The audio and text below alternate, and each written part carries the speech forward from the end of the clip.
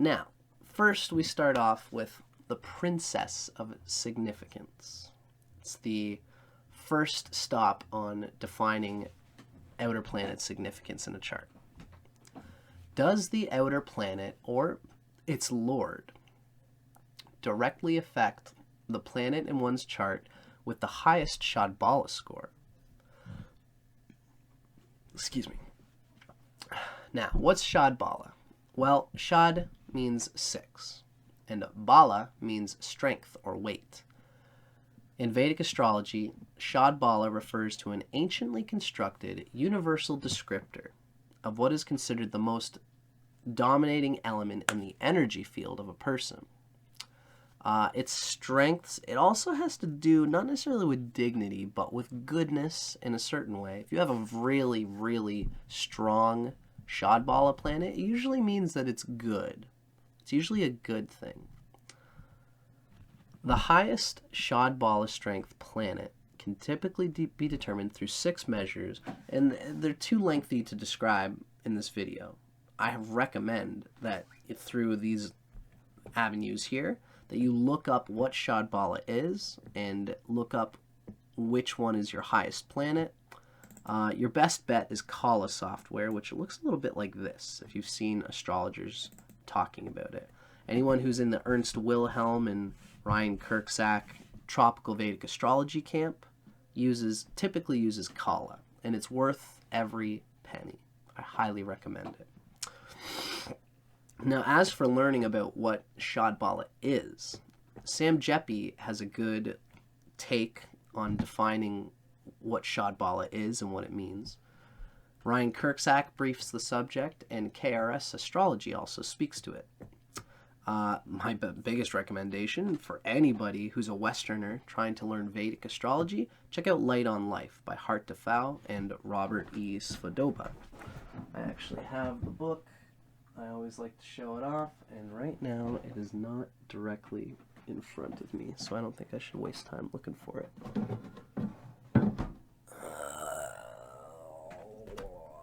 Yeah. Okay. Yeah, I don't have it right in front of me right now, but that's a book that I recommend. Excuse me. Okay.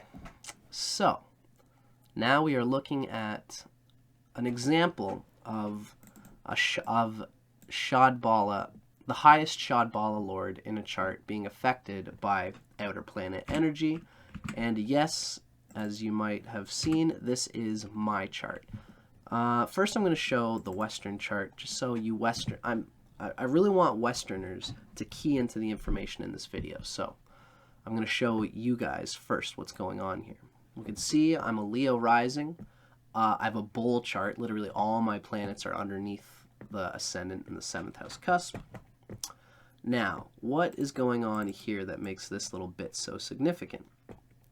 Well, we can see that Saturn is on the 1st degree of Aquarius. We would kind of call that the 7th house, although it has a 6th house energy because it's not quite past the 7th house cusp yet. In Vedic astrology, the 7th sign always carries a 7th house energy, just like the 6th sign always carries a 6th house energy, even if it's behind the cusp, right? Now, we can see here that Uranus and Neptune and Rahu are all conjunct together around 10 to 15 degrees of Capricorn, okay?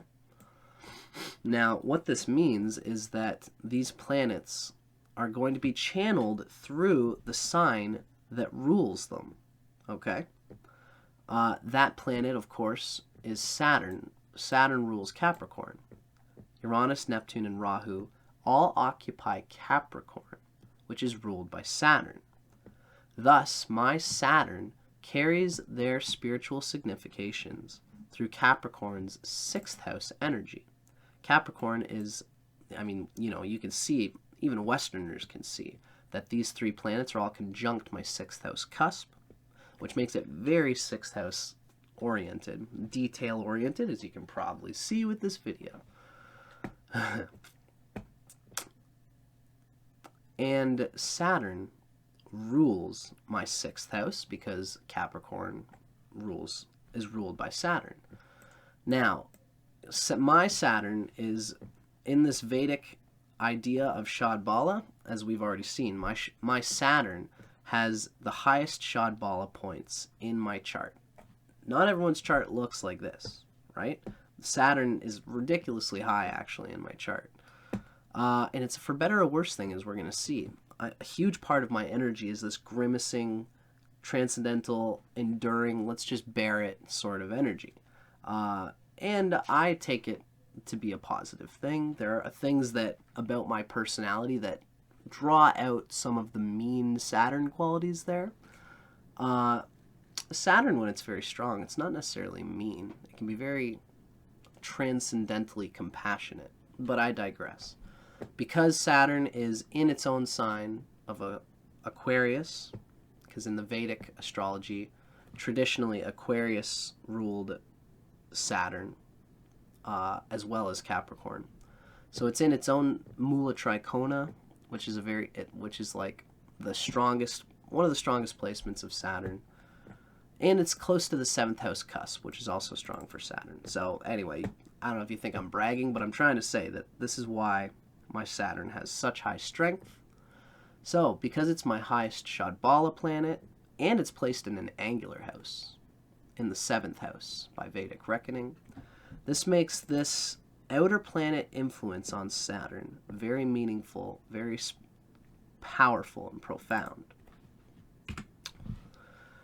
Now, just because a planet has high Shad Bala doesn't always mean it's going to signify a good time, especially in the case of malefics like Saturn.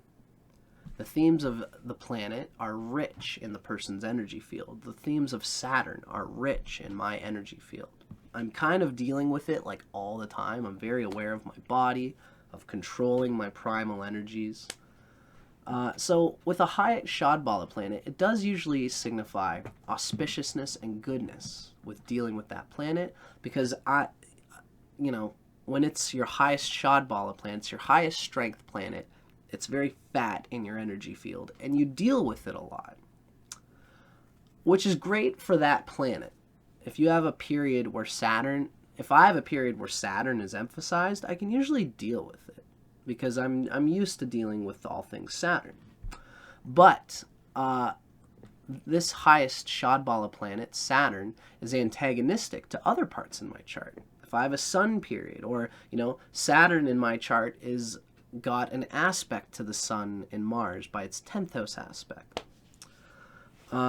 I consider Saturn to be the greatest grace in my chart, but it's not all sunshine and rainbows. Saturn hits my sun and Mars by its 10th house aspect, and the sun is my ascendant lord. My ascendant lord is like really screwed over by how strong my Saturn is. It's a give and take deal, because Saturn sucks for everybody, and I'm very used to it. But this really puts transformational outer planet strain on everything that Saturn touches in me, in my chart, and towards others, especially because it's in the 7th house. Thankfully, since Saturn has strong strength, when I deal with it on its own, I can say Saturn is a great channel for my Uranus and Neptune energy, because it's got high Shad Bala. But always consider, what is Saturn hitting? What is Saturn aspecting? What's it in trine and with? What's it, when I have a dasha, is it going, or when I have a sun dasha, because my Saturn is so strong. If I have a strong sun period, is Saturn going to get in the way of that? These are all things to consider, and we'll be seeing more of these little details in the next video in this series.